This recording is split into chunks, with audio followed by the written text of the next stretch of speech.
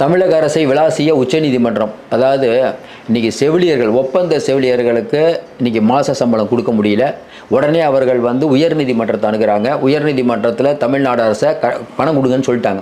உடனே வேக வேகமாக உச்சநீதிமன்றத்துக்கு அணுகிறாங்க. உச்சநீதிமன்றம் கேட்கக்கூடிய கேள்விகள் இன்றைக்கி ரொம்ப எந்த மாநிலத்திலும் இது மாதிரி கேள்வி உச்சநீதிமன்றம் கேட்கவே இல்லை. என்னங்க தமிழ்நாடு பொருளாதாரத்தில் உயர்ந்த மாநிலம், நாங்கள் தான் சிறந்த மாநிலம் அப்படிலாம் சொல்கிறீங்க. அது உண்மைதான், சிறந்த மாநிலம்னு சொல்கிறீங்க. தமிழ்நாடு அரசுடைய செயல்பாடு அப்படி இல்லையே. இந்த ஒப்பந்த செவிலியர்கள்ட்ட கூட காசு கொடுக்காமல் இருக்கீங்களே, என்ன காரணம்? ஒன்றா தமிழ்நாடு அரசு இல்லைங்க ஐயா, மோடி தான் பணம் கொடுக்கல, ஒன்றிய அரசு பணம் கொடுக்கலன்ட்டு. ரைட்டுங்க, அவர் பணம் கொடுக்கலங்கிற காலத்தில் அப்படியே நீங்கள் நிறுத்தலாமா? நீங்கள் தான் பொருளாதாரத்தில் உயர்ந்த மாநிலமாச்சே.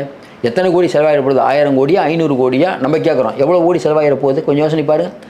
இவர்களுக்கு நீங்கள் அநீதி இழைத்து விட்டு சமூக நீதியாட்சி நடத்துகிறீங்க. அதாவது ஒடுக்கப்பட்ட மக்களை காப்பாற்றணும், கிரவுண்டில் இருக்கவங்கள கை தூக்கி விடணும், இதான் எங்களுடைய லட்சியம்லாம் நீங்கள் சொல்கிறீங்க. நல்லா யோசனை பண்ணுறீங்க, யாருக்கான அரசு இது? ஒரு பக்கம் பார்த்தீங்கன்னா ஒப்பந்தத்தில் ஒர்க் பண்ணுற அந்த தூய்மை பணியாளர்களை குண்டுக்கட்டாக தூக்கி போடுறீங்க. அவங்க பணி நிரந்தரம் கேட்குறாங்க, சம்பளம் தனியார்கிட்ட கொடுக்காதீங்க, நாங்கள் ஸ்ட்ரெயிட்டாக உங்கள்கிட்ட வாங்குறோங்கிறாங்க. இல்லை தனியார்கிட்ட தான் போகணும் தள்ளி விட்றீங்க. அதற்காக எந்த அளவுக்கு நீங்கள் போகணுமோ அந்த அளவுக்குலாம் போயிட்டுருக்கீங்க. அப்போ இன்றைக்கி ஒப்பந்த செவிலியர்கள் வைக்கக்கூடிய கோரிக்கை என்ன? இதற்கு முன்பு ஆட்சிக்கு வருவதற்கு ஸ்டாலின் அவர்கள் தான் செவிலியர்கள் பணி நிரந்தரமாக்குவாங்க, நீங்கள் தான் சொன்னீங்க. இன்னும் நிறையா பேரை ரெக்ரூட் பண்ணுவோம் நீங்கள். ஆனால் நீங்கள் மருத்துவத்துறையில் நடப்பது என்ன? அங்கே இருக்கக்கூடிய அமைச்சர் ஓடுற இடத்துல காட்டுற, மாரத்தானில் காட்டக்கூடிய ஆர்வத்தை அவர் துறையில் காட்டவில்லை.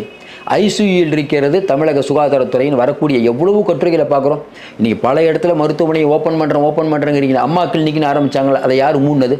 இன்னும் குறிப்பாக சொல்லணும்னா இங்கே மருத்துவர்களையே நீங்கள் பணியமர்த்த மாட்டீங்க.